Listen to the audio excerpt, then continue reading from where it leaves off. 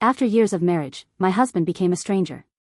One day, a young girl showed up at our doorstep, crying, "Daddy, why won't you come home?" I turned to him, shaking. He whispered, "I was going to tell you. After the divorce. Throwaway because I don't even know who I'm married to anymore." I thought I had a normal marriage. Mark and I had been together for 15 years. We met in college, got married, bought a house in Chicago, built a life. It wasn't perfect, but I thought it was solid. Sure, things had changed over the years. He worked longer hours. We didn't talk as much. The intimacy faded a bit. But that happens in long-term marriages, right? That's what I told myself. Then one night, the entire foundation of my life cracked wide open. It was a Tuesday. Cold. Rainy. The kind of day where the gray sky feels like it's pressing down on you. I had just gotten home from work, exhausted from staring at spreadsheets all day. My head was pounding. All I wanted was to eat dinner, shower, and maybe watch an episode of some mindless TV show before passing out.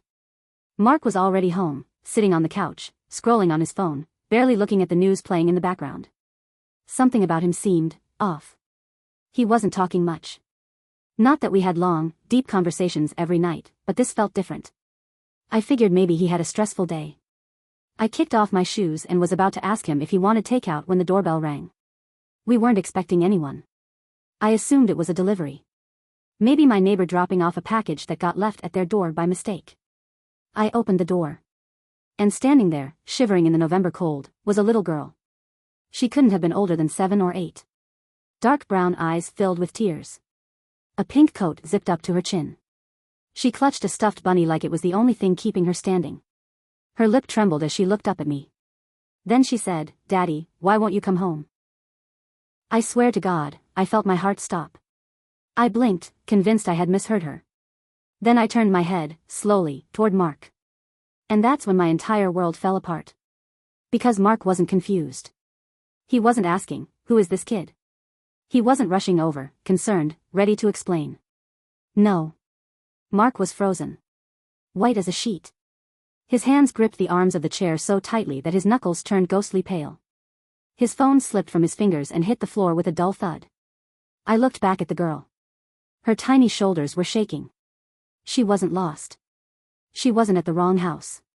She was his. I turned fully to my husband, my voice tight. "Mark." He didn't move. "Mark," I said again, louder this time. Nothing. It was like he had completely shut down. The girl let out a little sob, breaking the silence. I stepped aside and pulled her inside because it was freezing, and whatever the hell was happening, she didn't deserve to be out there in the cold.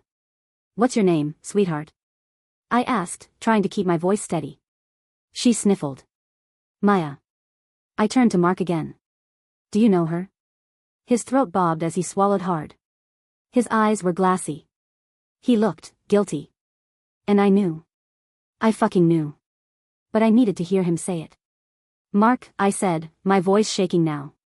"Do you know her?" He opened his mouth. Closed it. Opened it again. Then, barely above a whisper, he said, "I was going to tell you." The room tilted. I gripped the back of the chair to keep from swaying. "Tell me what?" I demanded, even though my brain was already putting the pieces together. He ran a hand through his hair, looking anywhere but at me. "I was going to tell you, after the divorce." Everything inside me went cold. "Divorce? What divorce?" I let out a sharp laugh, though it didn't feel like one. "What the hell are you talking about?" He looked at me then. Really looked at me. And I saw something I hadn't seen before. Something dark and heavy.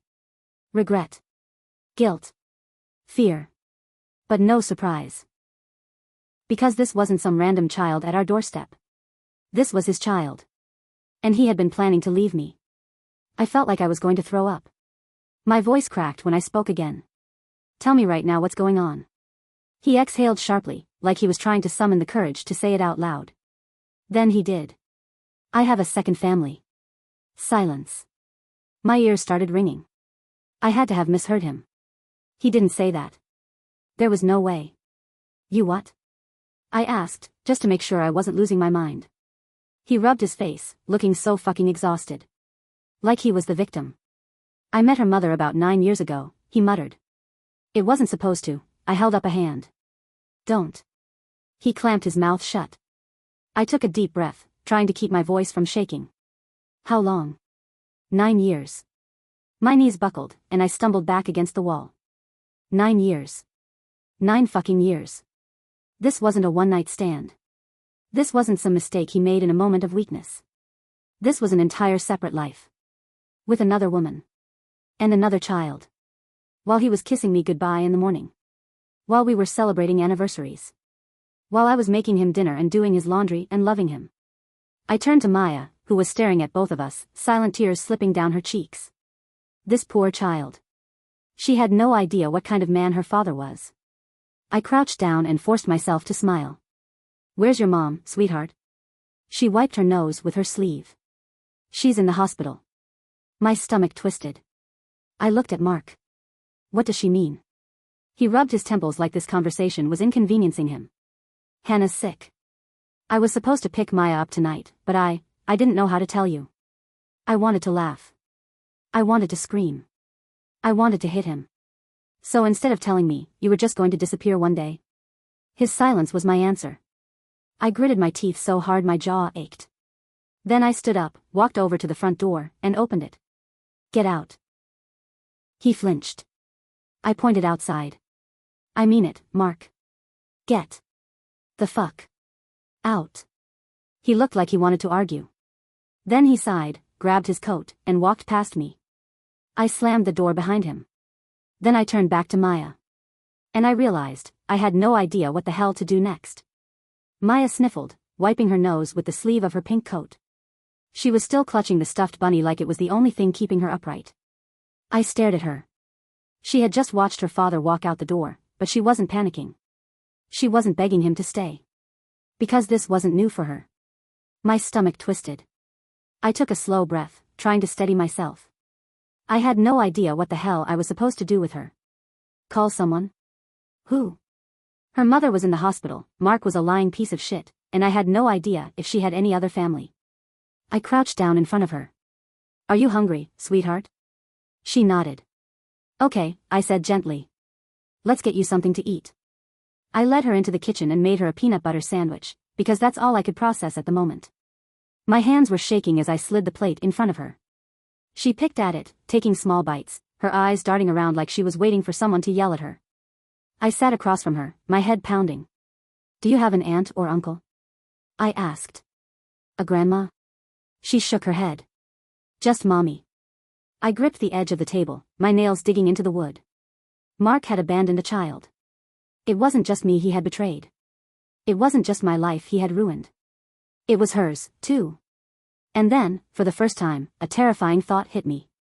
What if Hannah didn't make it? What if Maya had no one? Was I supposed to call CPS? Just let them take her? I swallowed hard. Which hospital is your mom in? Northwestern, she whispered. I grabbed my phone and looked up the number.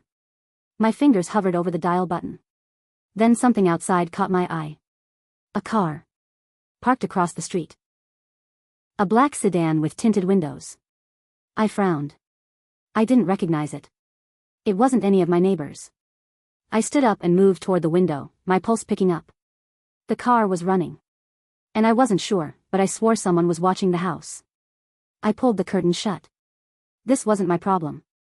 I had already been thrown into chaos tonight. I didn't need more. But the uneasy feeling in my stomach wouldn't go away.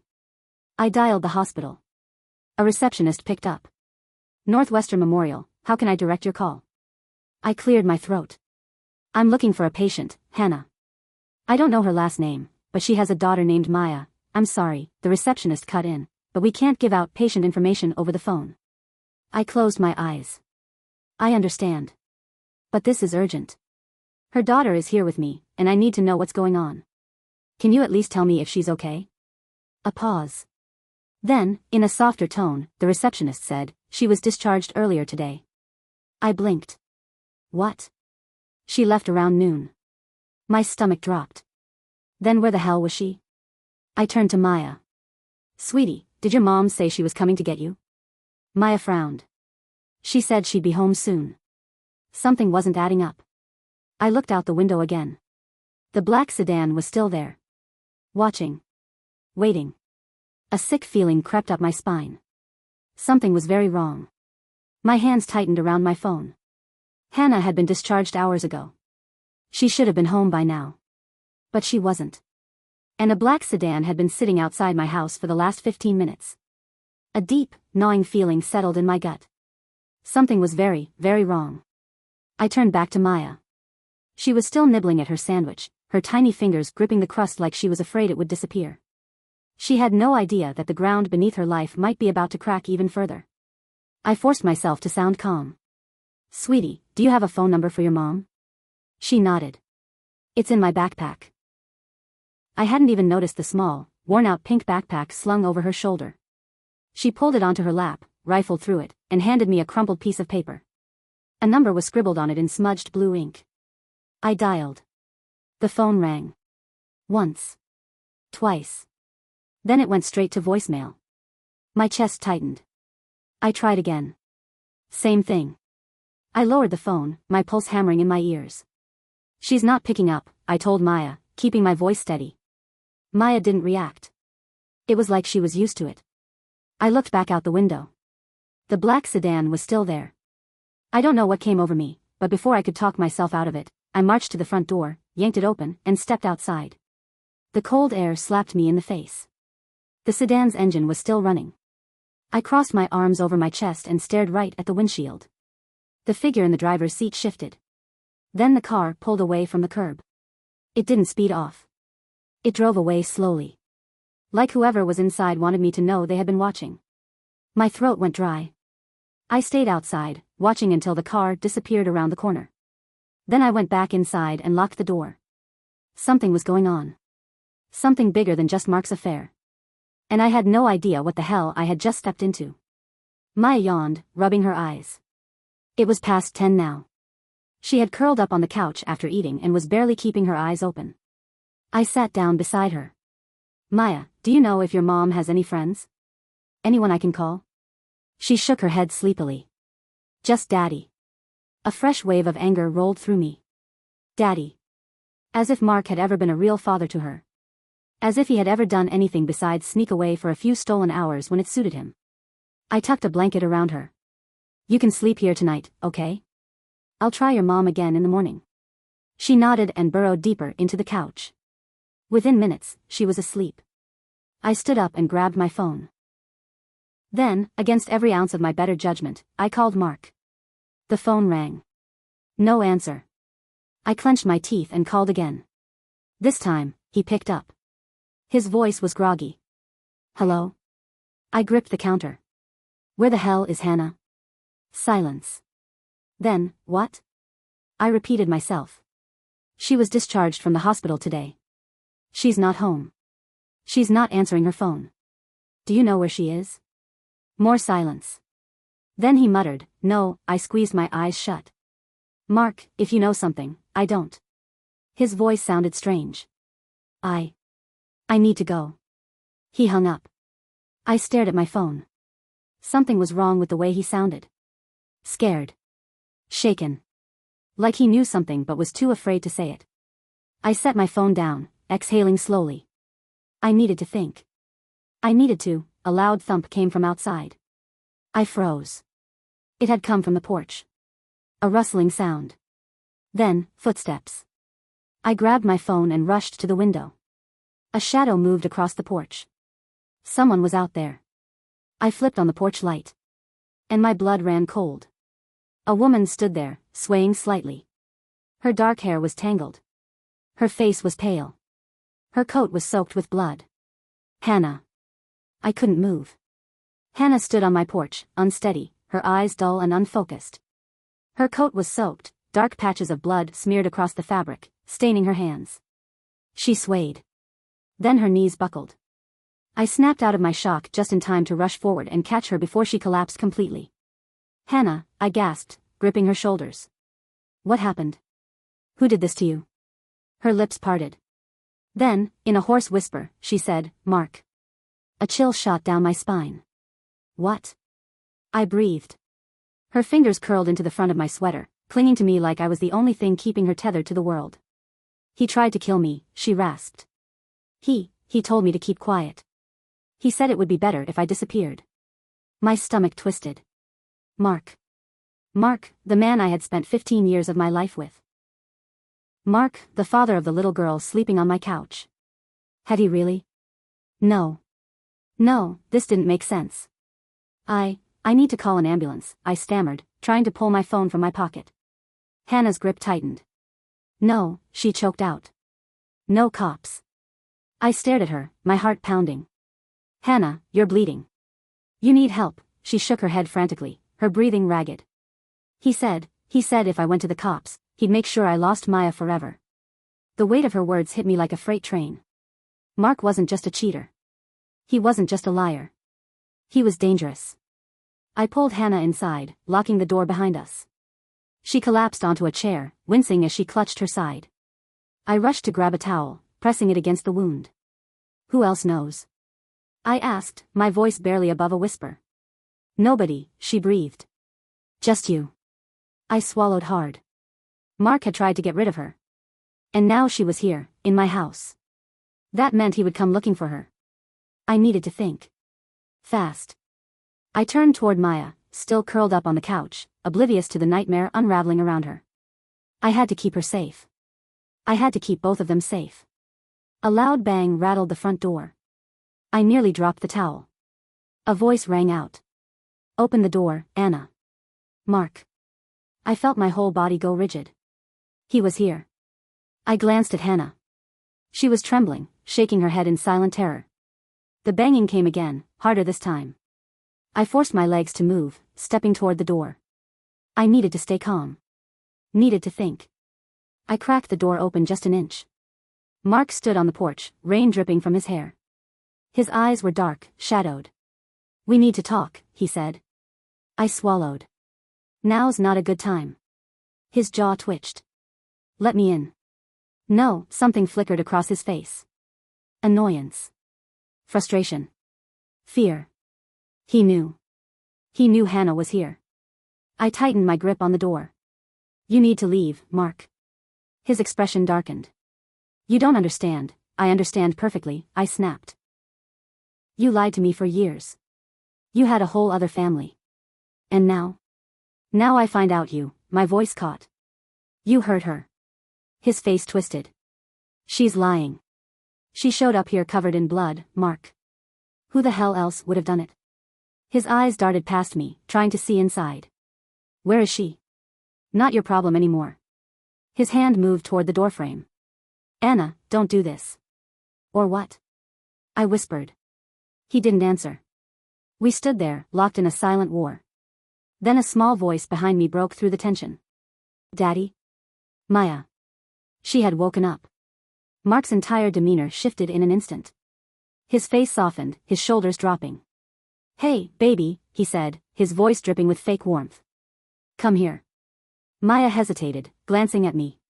And in that moment, I made a decision. I reached back and took her hand, gently pulling her toward me. No, I said. Mark's eyes snapped to mine. She's not going with you. His jaw clenched. She's my daughter. Then maybe you should have acted like a father before you destroyed her life. His nostrils flared. You don't have a choice, Anna. I'll get a lawyer. Go ahead. I cut him off. Call a lawyer. Call whoever the hell you want. But the second you do, we all start talking. We tell them everything. About your double life. About what you did to Hannah. About how you abandoned your own kid. His face went pale. He knew I wasn't bluffing. For the first time, I had the power. I stepped forward, voice steady. You need to leave, Mark. And if you ever come near Maya again, I will make sure you regret it for the rest of your life. Silence. Then, without another word, Mark turned and walked away. I locked the door the second he was gone. Hannah let out a shaky breath. Maya clung to my side, confused but trusting me. And for the first time in my life, I knew exactly what I needed to do. I wasn't just cleaning up Mark's mess anymore. I was protecting what mattered. And I wouldn't let him win.